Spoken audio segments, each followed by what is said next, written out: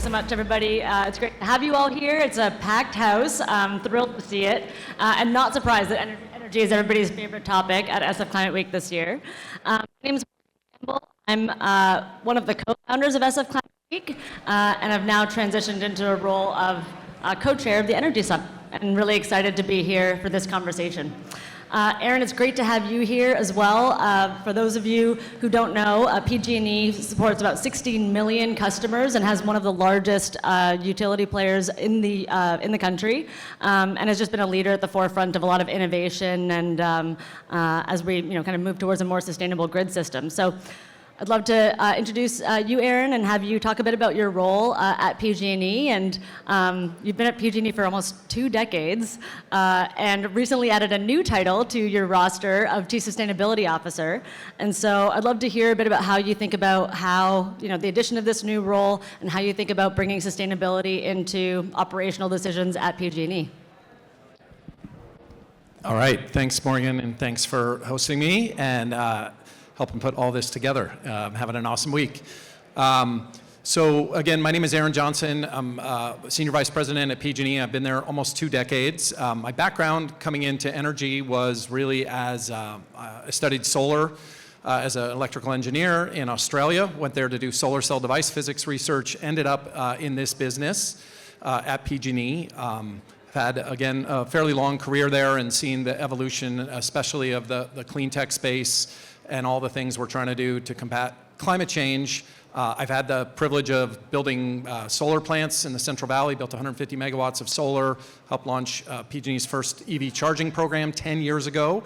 There were only 5 EVs on the market, and I remember I went out with my wife because I was like, we gotta buy one if I'm gonna do this program, and we drove them all in a day over Christmas down in LA. I don't think you can do that today, which is awesome. So my role has evolved over the years. I was heavily involved in also in our wildfire work and the early days of that in response to the wine country fires. And then more recently, in a regional model we set up to try and shrink the size of PG&E. And that's brought me into our service centers where our crews work out of every day. And I'll really get an amazing sense of the electric grid and the work that goes on every day on that system. And frankly, despite all the very cool technology we just heard about on the last panel, you are reminded of how primitive that system is in terms of the physical construction of it today and what it requires of people to keep it together and keep it operating. So for me, I'm just really excited coming back more to the sustainability space and having that breadth of experience over my long career at PG&E and really bringing that breadth of knowledge to what we're going to do next in this space. And you wear the title well. In addition to being an early EV adopter, Aaron also rode his bike, not an e-bike, to this event right before being here to speak as well, which is great. You talk a bit about the fragility of the system, and I was wondering if you can talk a bit about what it takes to manage such a large grid reliably at that scale, and how recent events, including outages over the past year, are shaping how you think about resilience going forward. Yeah, all those freeways make it really hard to figure out exactly how to get up on this hill. I'm a longtime San Francisco resident, and I got lost, and that rarely happens, so that was interesting, but I got here. So in answering this question, Morgan, I thought I'd talk about the incident from late last year where we had a fire at the Mission substation, not far from here. Embarcadero Sub, just down the road. Mission Sub is about 7 blocks up, also in the South of Market neighborhood. We had invested over the last 2 decades over $200 million in that substation, but obviously still had operational challenges there. And it's really interesting in San Francisco because these substations are not open air. They're in very compact building. The equipment is stacked on top of each other. And really, they were built and sized for a very different era. And so we've done the best to rebuild them. Many of them have been rebuilt from the inside out, but the equipment is still much closer together than you would find, say, in a suburban outdoor substation. It's really interesting when you think about, for me, the response to an event like that. And that, to me, speaks to the complexity of being a utility provider. On the one hand, we're looking at what are the technical solutions, right? We've lost some of the redundancy, some of the resiliency in that grid, and we're facing the prospect of customers looking at a many day outage. So we're looking at things like, can we find a spot where we can run backup generation in San Francisco in a dense environment? We're looking at, can we do that in the near term? What's it going to take to get the right technical help in to rewire the substation, right? We have substation electricians. They are qualified to go up on the poles, but mostly they work in these indoor environments and do very precise wiring, more like an electrician, hence the name. And do we have enough on our system to rebuild this system in the next several days, which is the goal. With that damage, can we build some kind of innovative engineering solution around that? At the same time, what are we doing to communicate with customers? What are we doing to set up community meetings, right? I went when we installed that generation and over in the Richmond, and those generators, massive, semi-sized trucks are across the street from homes.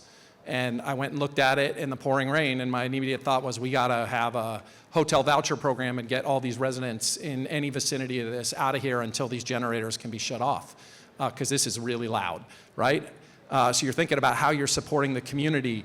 So we're thinking about finding enough field engineers to engineer a solution, enough technical people to build it, and at the same time, how do we find enough people to do in-language Chinese language support meetings in community centers to help the impacted community and the most disadvantaged members of that community.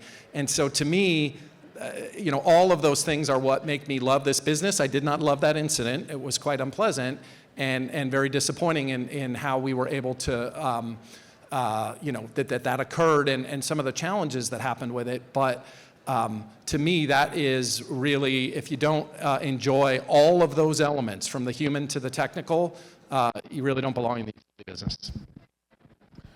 Yeah, I can't imagine the challenges of having aging infrastructure and then, wanting to be doing all these investments into improving that aging infrastructure, but then there's, at the same time you have these, intense SLAs with customers where nobody ever wants the power to go off. So it's like, when do you make those repairs? When can you do those improvements? And it's not getting any easier either, because at the same time, we're also seeing a huge increase in demand coming on the grid all the time as well. So with all this rapid load growth, from data centers to EVs to building electrification, how is PG&E planning to meet that demand in a way that maintains affordability and reliability? So for us, we think one of the great unlocks in all of this, and that aging infrastructure and building out the grid for electrification, which is coming a little bit slower than we had originally hoped, is the data center growth. And we see that as a tremendous opportunity. Many communities, many states are concerned about the cost impact of that. We see a massive opportunity. We've had to do a lot of myth busting. That California was not open for business. We have a lot of capacity on the grid, and we want to tap into that. So we spent a lot of time getting that word out. And we now have over 5 gigawatts of data centers, almost 5 gigawatts in final engineering. That means there's significant money at risk for those customers. They're quite serious at that point. We have another 10 gigawatts that we're reviewing in the pre-engineering stage, sort of preliminary inquiries from us. And all of that is on what is basically a 21 gigawatt peak for the utility. So it is massive growth. You'll recall that just like the highway system, the grid is vastly underutilized at many hours. That was discussed ad nauseum on the last panel. And we think it's about 45%. If you stack up 87, 60 hours and all the capacity on all our feeders, it's utilized about 45%. If we can feather in all that load from data centers, we have a real opportunity to ultimately, at a similar cost, right? If we can add that load without adding a lot of investment in the system, we can really drive down rates And obviously, if we want to encourage electrification, it helps if we can drive down electric rates. So we think that's all comes together. The secret sauce to that will be managing the peak, obviously, right? You don't want to have to build a whole bunch of generator assets for those 20 to 30 hours a year when we hit our absolute peak. So we'll need things like either tapping into the backup generation that these data centers have, right? They all have 100% backup generation because they want 6 nines of reliability. We're at 4. That's pretty good, but it's not 6. So can we tap into that backup generation a few hours a year? Can they participate in DR programs? Can they feather their load? Can they move their compute to other facilities? A big company that has data centers all over the country may be able to feather load at certain times, and they're getting more and more open to these possibilities, especially if it will help us get them online faster. So really, I would say that's to me, and a lot of these data centers, they'll pay their way, and we think that's going to help spur a lot of development in the grid and really help get it ready for electrification by building out the capacity that many of these data centers are asking for in these study processes with us. That's great. So in addition to doing more with the grid we have and how do we bring more people online, it's also become a key platform. I don't know why. You seem to be doing just fine with the mic. It only seems to be happening to me. I'm going to point the Bluetooth up in the air. We'll see if that does anything. So PG&E, I have to commend you guys. You've done such a great job with becoming a key platform for innovation as well and working with a wide range of technology partners. Many of them are here today, from startups to large infrastructure providers. And so I'd love to hear a bit more about some of the collaborations that you think are particularly impactful right now, and also a little bit about the ethos around PG&E looking to invest in some of these new technologies and these new partnerships. Yeah, I'll just say I'll call out a few programs. They were spoken of earlier. The ones that, as an electrical engineer by training, but with very little time in the chair in that role, I do get excited about the technical parts of it. So a couple of programs that I'm super excited about is, our Flex Connect program, which is again looking at, hey, yeah, we don't have capacity. Well, let me step back. Let me just say, we have a bunch of programs that are about what we were talking about on the last panel, which is we have a very deterministic way of looking at capacity. You need this 1 hour a year, therefore we're going to build the system to be bomb-proof for that purpose.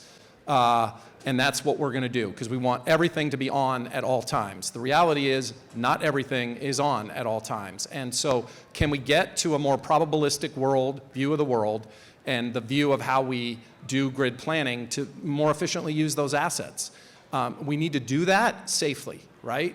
First and foremost, it's got to be safe. We can't overload equipment, so we need hard protections around that. But we have a couple of programs where we do that. Our Flex Connect program has been really helpful for bringing on EV charging load, right? Hey, can you feather 5 hours a year, 20 hours a year? We have these heat maps. You can see where the feeder's actually overloaded, because most of the time it's not, right? And we've had a lot of arrangements with various customers to help them get online. The capacity project to upgrade that equipment comes 2 years later. They're all good to go. In the meantime, they came on 2 years earlier, and we want to get as much EV charging as we can on the grid, right? We're looking at something similar, dynamic line rating. So again, looking at transmission lines, you would be amazed. One of the biggest factors for how much load can go on a transmission line is how much the wind is expected to be blowing at that time, right? Because the wire heats up when it's hot out, when it's got a lot of electricity flowing through it, it sags, and if it sags too much, it's out of compliance with safety standards. So if the wind is blowing, it cools down the wire. And so can you actually look and have sensors and know what the actual wind is expected to be on some of those days and do clever things like that, as opposed to what we do today, which is we assume 2 mile an hour wind on that day and we just hold that number and we never look at it again, right? So can we get really thoughtful about using real-time data to help us maximize these kind of assets? So those are some of the things we're doing. I'll close with one other program that I love. We have a partnership that we put together with the city of San Jose, with some data center developers, also some housing developers who want to build housing on top of data centers and build a district heating system in downtown San Jose. kind of blows my mind of all of that, but it's incredibly efficient. All of these things save cost from each other. And I think it was the first combo residential and data center building ever. I'm sure your Wi-Fi speeds would be amazing in that building. But for everybody who's local, obviously the Bay Area and everywhere in the US, right, we need more housing. So can we do these things together to really spur some additional housing and economic development in downtown San Jose? And meet the city's desires to grow and really expand their tax base and help with other city services. So it's kind of win, win, win, win, win. And I love that we were able to build that with the city of San Jose. Yeah, I had not heard about that, the idea of living on top of a data center, so that's very novel, very, very cool. It's interesting, several of the examples that you gave, almost all of them, have to do a lot with customers kind of being a part of that process as well. And so, as the grid becomes more distributed and interactive, customers are no longer just passive ratepayers. They're like active participants, really, in terms of how we're using the grid. So how is PG&E evolving its approach to customer engagement to support that shift, and particularly technologies like EVs, home electrification, distributed energy resources at scale? Well, I got to make a plug for Robert at the booth back there, because we will mail you an induction stovetop, and you can, he's got an awesome demo showing how it works, and we will actually mail you an induction stovetop so you can try it out in your own home, a pot and a stove, a single burner, and you can try that out and see if it actually works for you. So there are things small like that. I would say on a larger scale, so I was just in Phoenix at EEI runs a national key accounts conference every couple times a year, and the idea is that big customers, think Walmart, Costco, various food vendors. I was with Chipotle. We're there, and all the utilities come, and then these big national accounts can come and talk to all their utility providers, and we do account management with them. We support them.